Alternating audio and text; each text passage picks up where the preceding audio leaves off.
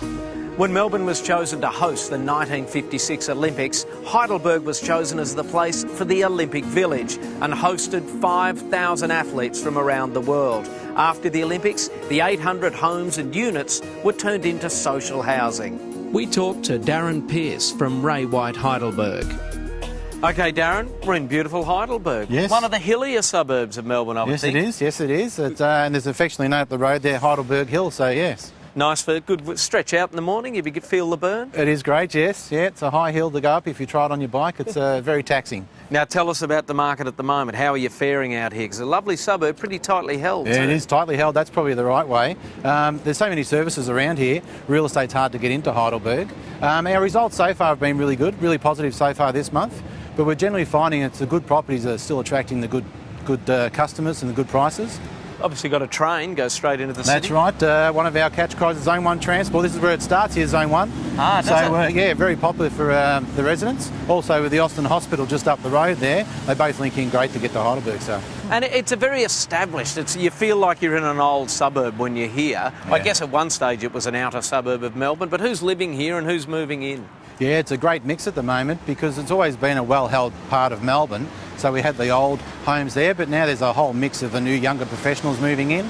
And also with the diversity of development going around the area, we've got some new high-rise apartments, which you might just see a bit further down there. Again, younger, more professional couples moving in. So we've really got a nice broad mix. We've still got the old established people, but yeah, a good mix. Young families, are they getting into the area? Yes, they certainly are. The young families are buying up the smaller homes around the area.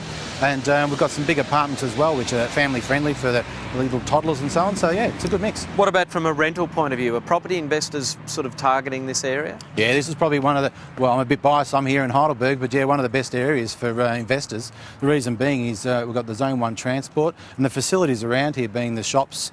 The Austin Hospital is probably the biggest puller here, with the Ringle Medical Centre as well. So all those things tick all the boxes. So what are people getting who are renting in the area? What do they get for their money?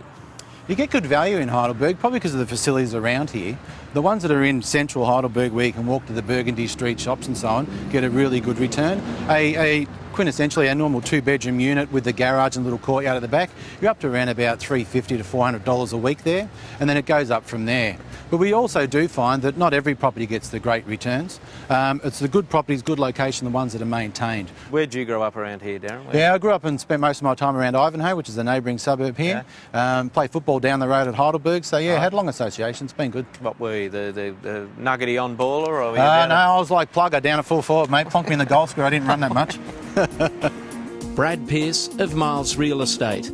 The Heidelberg market at the moment is incredibly steady. Families are buying into the area, and there's the lack of stock available. People are always wanting to buy into Heidelberg. And what are they getting? What's bang for their buck? Yeah, good family homes, you know, some character homes, and then there's some sort of more modern homes built in the 70s, and then there's some newer builds being developed as well. So the cross-diversity of properties, really. And what will their money buy them? What's the median price? Yeah, so if you're looking to spend sort of in that $700,000 to $800,000, you'll buy a nice 3-bedroom standard home built in the 70s.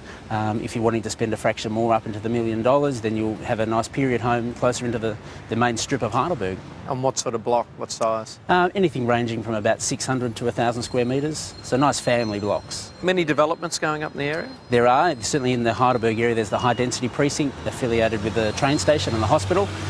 So there's a lot of apartments going forward and making the use of Burgundy Street and all the facilities there. What are the selling points for Heidelberg? Because it's not one of those suburbs you hear about all the time, but it's obviously very, very popular. Yes. I think the key thing is that it's the last station of Zone 1, so people can have great rail transport with Zone 1. The hospital, of course, is important. Burgundy Street's really come along, and the parkland that surrounds Heidelberg with the Yarra Trail is certainly a big draw card for the area, that's for sure. Nice, and a bit hilly too, which it is. Lots of trees and nice and green, so yeah. All right.